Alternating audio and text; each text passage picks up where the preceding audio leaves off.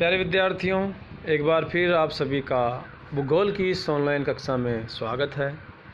हम बीए पाठ्यक्रम में आर्थिक एवं संसाधन भूगोल पेपर का अध्ययन कर रहे हैं। पिछले वीडियो में हमने व्हिटलीसी महोदय ने जो 13 कृषि प्रदेश विभाजित किए हैं, उनमें से चलवासी पशुचारण, व्यापारिक पशुपालन, स्थानांतरणशील कृषि और प्रारंभिक स्थायी कृषि की चर्चा की है।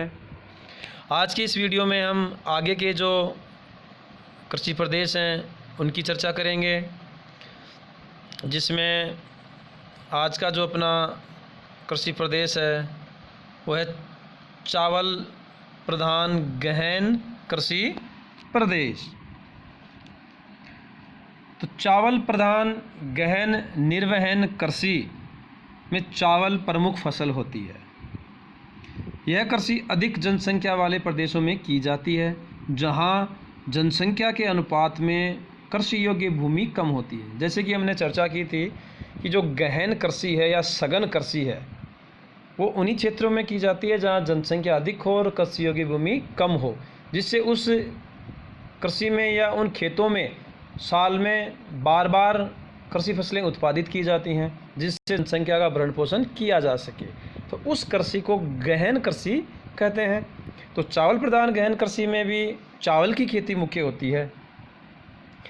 इस प्रकार की कृषि उन क्षेत्रों में की जाती है जहां वर्ष भर तापमान अधिक रहता हो और वार्षिक वर्षा लगभग 200 सेंटीमीटर से अधिक हो, अर्थात जहां अधिक तापमान और 200 सेंटीमीटर से अधिक वर्षा हो। तो भौगोलिक दशाओं की अनुकूलता के कारण अनेक स्थानों पर वर्ष में चावल की तीन फसलें भी ली जाती हैं। चावल प्रधान कृषि को सावा कृषि भी कहते हैं। सावा एक इंडोनेशियाई भाषा का शब्द है, जिसका प्रयोग समतल चावल के खेत के लिए काम में लिया जाता है, और यह खेत जल से भरा होता है जो चारों ओर से तटबंधों से आवृत होता है, मेड़ होती हैं उसके। तो सावा का तात्पर्य है चावल के समतल खेत जिनमें जल भरा होता है। अब जो इस तरह की कृषि है उसके प्रमुख क्षेत्रों में दक्षिणी पूर्वी एशिया के जो मानसून प्रदेश हैं उनमें ये खेती की जाती है, जिसमें चीन, Bharat, Japan, Korea, Thailand, Myanmar, Pakistan, Bangladesh, Taiwan, Philippine द्वीप समूह, सुमात्रा, जावा इत्यादि।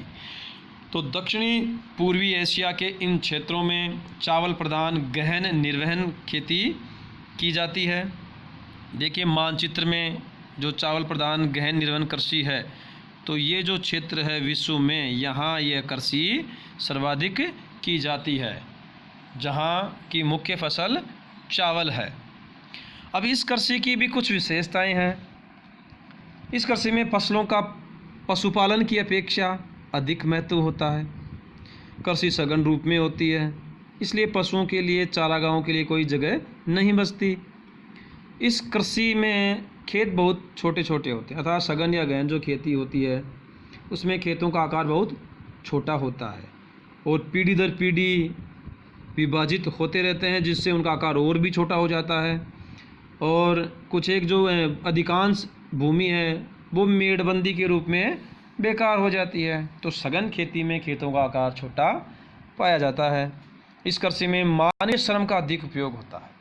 जनसंख्या अधिक होने के कारण श्रमिक भी आसानी से मिल जाते हैं। तो दक्षिणी पूर्वी एशियाई जो भाग है ये सघन जनसंख्या का केंद्र भी है, इसलिए यहाँ चावल की कृषि के लिए जो मानवीय श्रम है वो आसानी से मिल जाता है। इस प्रकार की कृषि में उर्वरकों का प्रयोग कम किया जाता है। किसान खाद के रूप में जैविक खाद का उपयोग करते हैं, जिसमें वो पशुओं के जो गोबर की खाद है वो काम में लेते हैं। लेकिन वर्तमान समय में कुछ देशों में रासायनिक उर्वरकों का प्रयोग भी धीरे धीरे बढ़ रहा है। यह कृषि किसान अपने परिवार के भरण पोषण के लिए करता है, क्योंकि उत्पादन अधिक नहीं हो पाता और केवल उत्पादन का कुछ अंश बेचकर ही कुछ आवश्यक वस्तुएं खरीद पाते हैं। तो गहन कृषि की ये कुछ विशेषताएं हैं। इस प्रकार की कृषि में किसानों की जो दशा है वो सामान्यतः एक तरह से दयनीय होती है। वो काफ़ी गरीब होते हैं। उत्पादन कम होने के कारण उनका जीवन स्तर भी निम्न श्रेणी का होता है। तो जो चावल प्रधान गहन कृषि है उसकी कुछ विशेषताएं थी जिसकी हमने चर्चा की, और इसका जो मुख्य क्षेत्र है वो है दक्षिणी पूर्वी एशिया। इसी के साथ अगला जो कृषि प्रदेश है वो है चावल विहीन गहन निर्वहन कृषि। ये भी गहन निर्वहन कृषि है, बस अंतर इतना है कि इसमें चावल के अलावा अन्य जो फसलें हैं, गेहूँ, ज्वार, बाजरा, कपास, सोयाबीन, जो भी दालें हैं या तिलहन, उनकी खेती की जाती है। तो ये भी एक तरह की गहन निर्वहन कृषि है। इस प्रकार की खेती उन्हीं क्षेत्रों में जहाँ चावल की खेती होती है वहाँ होती है, लेकिन जहाँ 100 सेंटीमीटर से कम वर्षा हो वो क्षेत्र इस कृषि प्रकार में आते हैं। अर्थात चावल की कृषि तो वहाँ होगी जहाँ तापमान अधिक और वर्षा 200 सेंटीमीटर से अधिक हो, जबकि इस तरह की कृषि मानसून एशिया के उन क्षेत्रों में होगी जहाँ शुष्क जलवायु पाई जाए, अर्थात जहाँ 100 सेंटीमीटर से कम बारिश हो। तो इसमें कुछ खाद्यान्न फसलें उत्पन्न की जाती हैं जिसमें से गेहूँ, ज्वार, बाजरा, चना है, सोयाबीन या तिलहन की खेती की जाती है। जैसे कि भारत में अगर बात करें तो खरीफ और रबी ये दो मुख्य फसलें होती हैं। दो सीज़न वाइज इनकी हम खेती करते हैं। खरीफ में जो फसलें हैं जिसमें से बाजरा है, ज्वार है, इनकी खेती की जाती है मुख्यतः, और रबी में गेहूँ, चना, सरसों, जौ इत्यादि आते हैं। चावल वाले प्रदेशों की तरह यहाँ भी पशुओं का महत्व एक तरह से गौण होता है, लेकिन यहाँ बैल है, ऊँट आदि हल जोतने के काम में भी लाए जाते हैं। तो अगर क्षेत्रों की बात करें तो मानसून एशिया के वो क्षेत्र जहाँ 100 सेंटीमीटर से कम बारिश होती हो।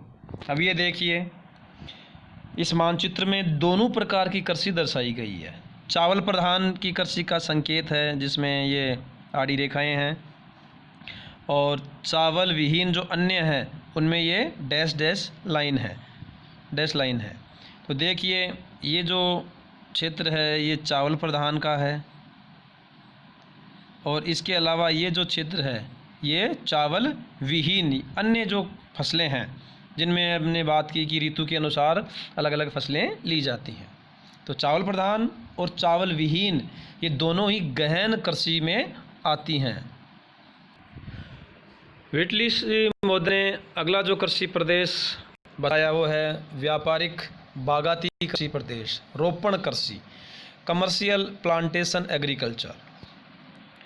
तो इस प्रकार की कृषि उष्ण और उपोष्ण जो कटिबंधीय क्षेत्र हैं उनमें की जाती है।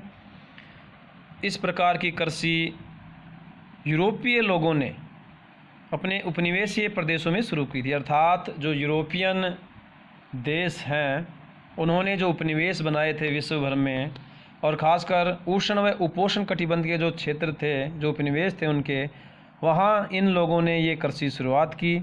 और इस कृषि का जो मुख्य मकसद था वो था व्यापार। तो उष्ण कटिबंधीय बागाती कृषि बागानों के रूप में की जाती है। एक ही फसल के लंबे चौड़े बागान होते हैं।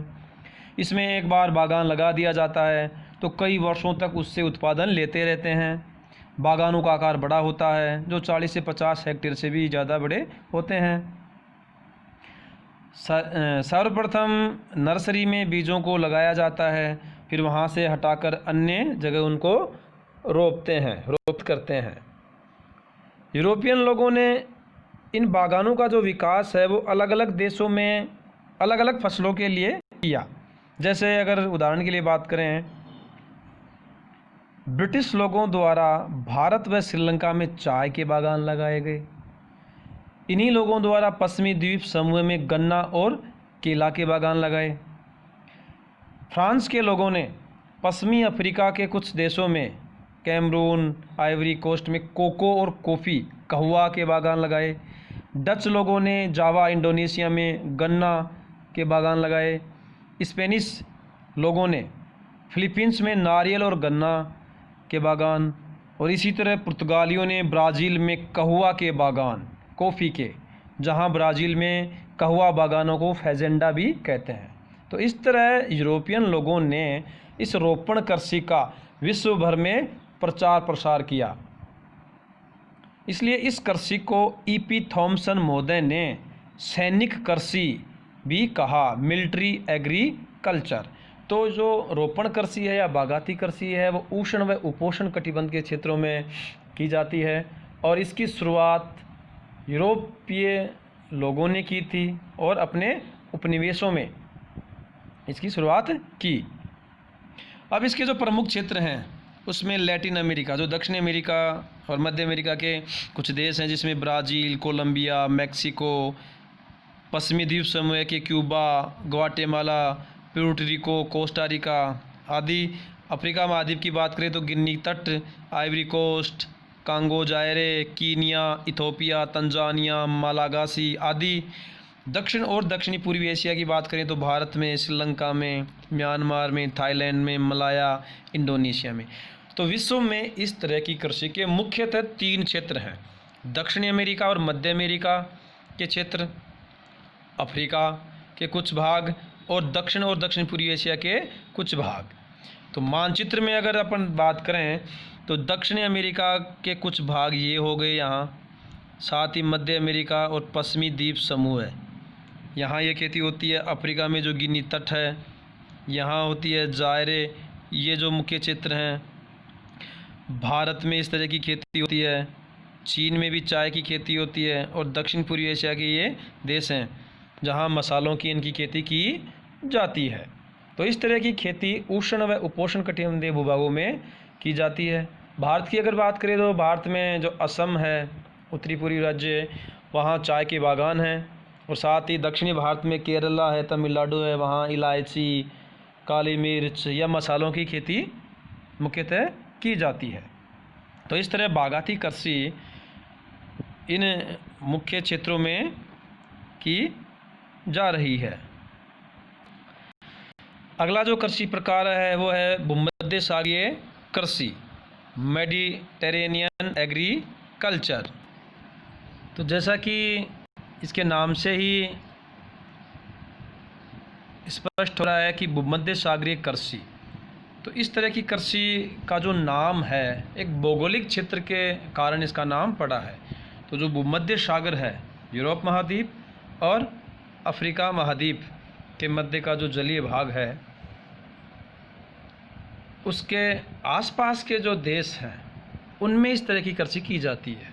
तो उस कारण इस तरह की कृषि को भूमध्य सागरीय कृषि कहते हैं। तो इस तरह की कृषि मुख्यतः 30 डिग्री से लेकर 40 डिग्री उत्तरी और दक्षिणी अक्षांशों के मध्य की जाती है। अब इसमें कृषि जीवन निर्वाह और व्यापार दोनों ही दृष्टि से की जाती है। साथ ही इसमें कृषि के साथ पशुपालन भी होता है। इस प्रकार की कृषि में सिंचित अर्ध शुष्क क्षेत्रों में भी यह पाई जाती है। यह कृषि सघन, विशेषीकृत और अधिक फसलों वाली होती है, जिसमें कुछ विशिष्ट फसलों का उत्पादन होता है, जिसमें गेहूँ, जौ, सब्जियां इत्यादि हैं। साथ ही रसदार जो फल हैं, खट्टे जो फल हैं, अंगूर है, जैतून है, ये वहाँ मुख्यतः उत्पादित किया जाता है और उसका निर्यात भी करते हैं। इसलिए भूमध्य सागरीय जो भूमि है या कृषि है उसको विश्व की फलोदान भूमि, फलों वाली भूमि कहते हैं। और साथ ही जो अंगूर, जैतून या अन्य जो खट्टे फल हैं उनसे वहाँ शराब निर्मित की जाती है। तो ये क्षेत्र, भूमध्य सागरीय जो क्षेत्र है, ये विश्व के शराब उद्योग का हृदय स्थल भी कहलाता है।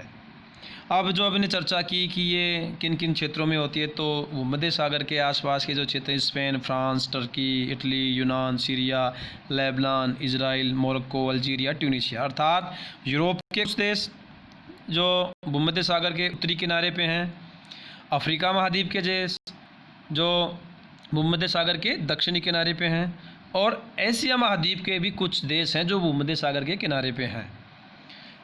जैसे अभी अगर मानचित्र में देखें तो जहाँ ये मानचित्र में दर्शाया गया है, ये जो क्षेत्र है, ये जो भूभाग है खाली, ये भूमध्य सागर है। इसके उत्तर के ये जो भाग हैं ये यूरोपीय देश हैं, और ये अफ्रीका महाद्वीप के उत्तर के भाग हैं, और इधर ये वाले एशिया महाद्वीप के। इस तरह की कृषि इस क्षेत्र में की जाती है।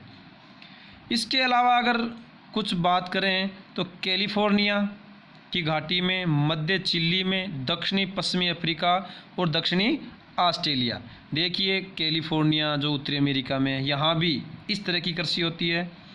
मध्य जो चिली है दक्षिण अमेरिका में, देखिए मानचित्र में दर्शाया गया है। अफ्रीका, दक्षिणी अफ्रीका का जो दक्षिणी पश्चिमी भाग है वहाँ होती है, और ऑस्ट्रेलिया के दक्षिणी पश्चिमी भागों में। तो मुख्यतः तो ये भूमध्य सागरीय क्षेत्र में होती है। इसके अलावा विश्व में ये मुख्य और क्षेत्र हैं, जो कैलिफोर्निया हो गया, चिली हो गया, दक्षिणी अफ्रीका हो गया और ऑस्ट्रेलिया। तो इस तरह से ये कृषि विश्व के कुछ अन्य क्षेत्रों में की जा रही है। इस कृषि की जो एक मुख्य विशेषता वो ये है कि यहाँ शीतकाल में वर्षा होती है और ग्रीष्मकाल शुष्क होता है। तो शीतकाल में वर्षा के दौरान गेहूँ, जौ, मक्का इत्यादि फसलें उत्पादित की जाती हैं, और यहाँ जो रसदार फल हैं, संतरा, अंगूर, नींबू, इनकी मुख्यतः खेती की जाती है। तो आज के इस वीडियो में हमने जो कृषि प्रदेशों का अध्ययन किया है, उसमें भूमध्य सागरीय कृषि प्रदेश, चावल प्रधान गहन कृषि प्रदेश, चावल विहीन कृषि प्रदेश, बागाती कृषि प्रदेश, अन्य जो कृषि प्रदेश हैं उनकी चर्चा हम अगले वीडियो में करेंगे।